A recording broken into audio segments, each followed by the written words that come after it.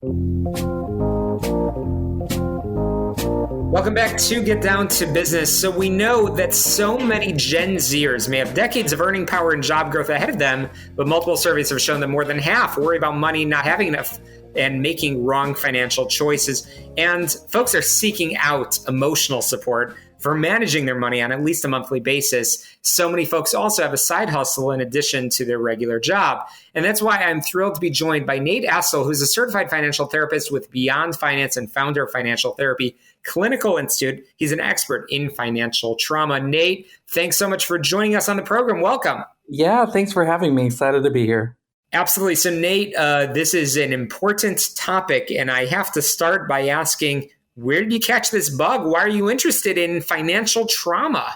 Yeah, well, my background's in couples and family therapy, and so I've done a lot of work around trauma. And one thing that is just not talked about enough is how our money and our financial experiences can really impact how we feel about our money and how we feel about ourselves. Our trauma is a huge piece of our day-to-day, but we never talk about the financial aspect of it. So it's really meaningful work. Absolutely. Well, I'm so glad that you are here to talk about it. So let's learn. What is financial trauma and how does it differ from typical financial stress or anxiety? Yeah. So all of us at times may experience financial stress, feeling like things are close to a deadline or feeling like we're running up against being able to pay a certain bill or just generally feeling like we're not having enough money. But that differs from trauma responses, which are really bring up our body sensations. You may have heard of fight or flight responses when we're in times of panic or something like that. We can have those same types of experiences when we're thinking about money or doing something financial. Financial trauma is both these big, impactful moments like losing a job, getting a major medical bill, supporting a family member you weren't anticipating, something like that. But it also can be a buildup of smaller events over time that kind of leave this impression in our brain, something like growing up in poverty, having parents or family members fight about money all the time. All these things can leave us with feelings like we're not safe or that we can't get our needs met around money.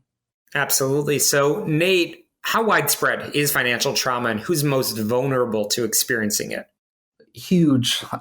It's very, very widespread. In fact, I would say most people, when they hear about financial trauma, can usually identify with some of the symptoms. So as far as who's most vulnerable, of course, people who have less money accessible to them are more likely to experience these kind of trauma symptoms.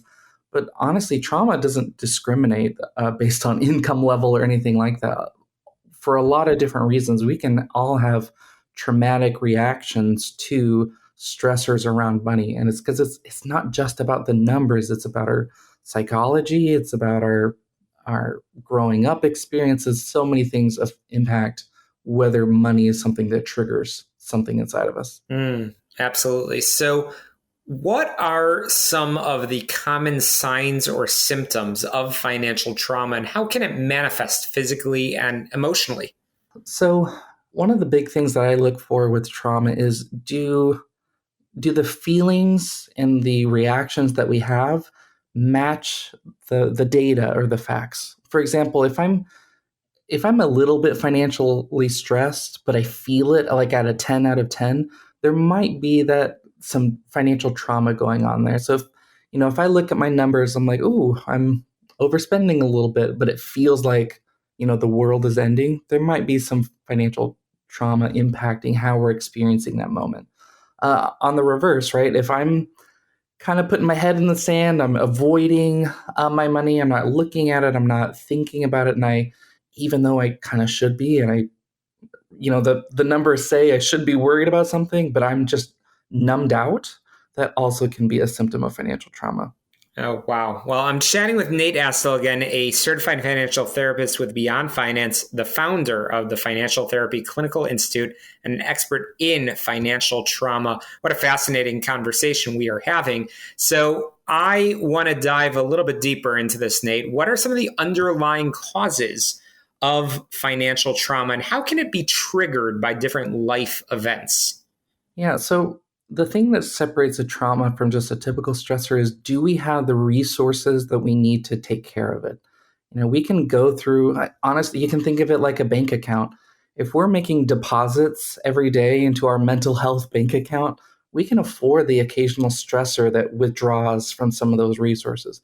But if we are consistently running low on resources or going into the negative, we're going to have those overdraft fees. We're going to have that kind of extra pain that comes with having something happening and then not being able to handle it. So really, what causes trauma is when we feel like we don't have what we need in order to be okay or to be safe. And that includes financially safe, but also emotionally safe. Absolutely. Well, Nate, this is really, really good stuff. And we're going to have to squeeze in a very quick break. And afterwards, we're going to talk a little bit more about some of the resources and strategies that are available. But very briefly, can you tell our listeners a little bit about what you do at the Financial Therapy Clinical Institute? Yeah, so I'm a financial therapist, so I help people process their financial trauma, and I also work with couples experiencing financial conflict. Well, that's important resources for so many of our listeners, for all of our listeners, not only those that are, again, experiencing financial trauma, but also those that want to be helpful. And we're going to talk about some of those tools and strategies after a very quick break here on Get Down to Business. As always, I encourage our listeners to check out our show notes, which are available wherever podcasts can be found. We post our shows immediately, and we've got 11 plus years of episodes all on your favorite podcast app. Just search for Get Down to Business. But my friends, make sure you subscribe, rate, review, and share so you don't miss a single episode. Again, you're listening to Get Down to Business. We're going to be rejoined by Nate Astle in just a moment. Don't touch that dial.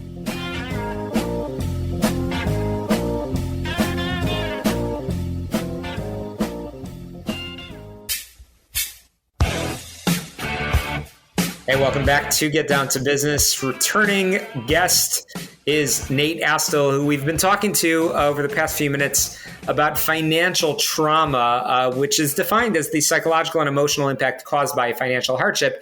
And Nate, I know you've been sharing a lot about how it can impact anyone, regardless of their age or demographic group, and really appreciate the research you've done, the resources that you provide. So Nate, we're the part of the show where I want to make sure we leave our listeners with some really effective strategies. So Nate, what are some of those approaches that you would suggest to our listeners for addressing and overcoming financial trauma, and how can individuals prevent future episodes?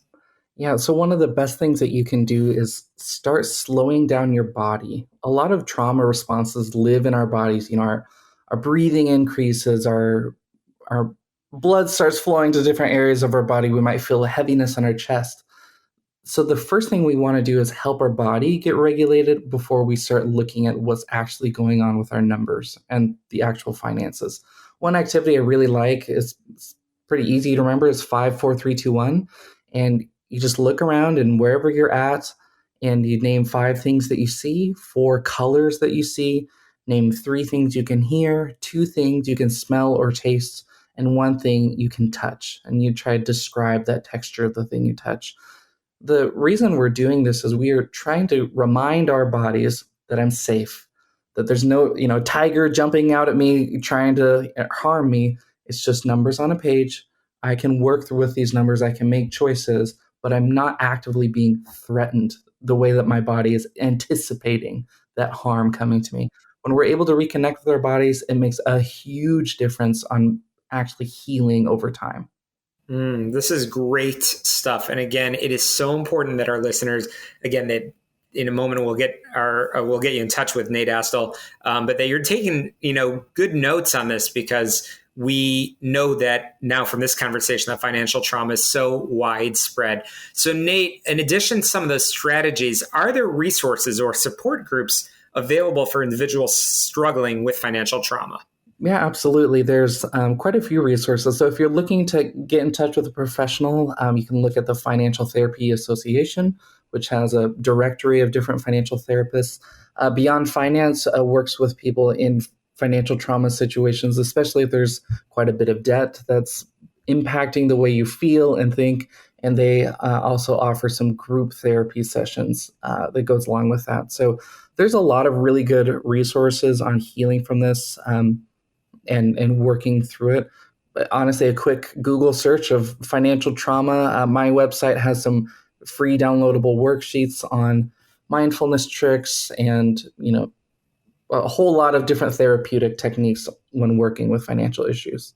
Okay, so one of the most important homework assignments that I can leave our listeners with is getting in touch with this amazing guest of ours, Nate Astle, who I certainly hope will come back on the program to continue to educate us on financial trauma. He is the subject matter expert. Nate, I want to make sure our listeners can get in touch with you and find out more about all of the important work that you're doing. How can we do that?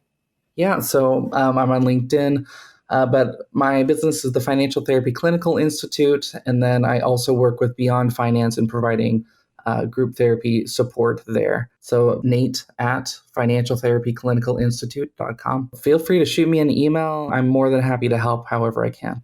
Well, you've proven that. And again, from all of the research, from everything that you've done, you've certainly demonstrated your commitment to staying at the cutting edge of research on this important topic, financial trauma. Nate Astle, thank you so much for joining us on the program. We'll link, of course, in our show notes to your resources as well as that of all of our guests on the program. And indeed, that's a wrap for us this week on Get Down to Business, the show all about small business, jobs, and entrepreneurship.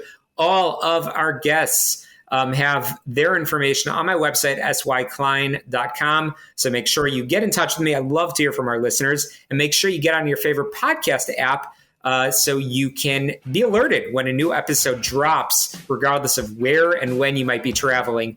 That, again, just search for Get Down to Business. To success, let's get down to business together. We'll see you next week right here on AM 560 The Answer.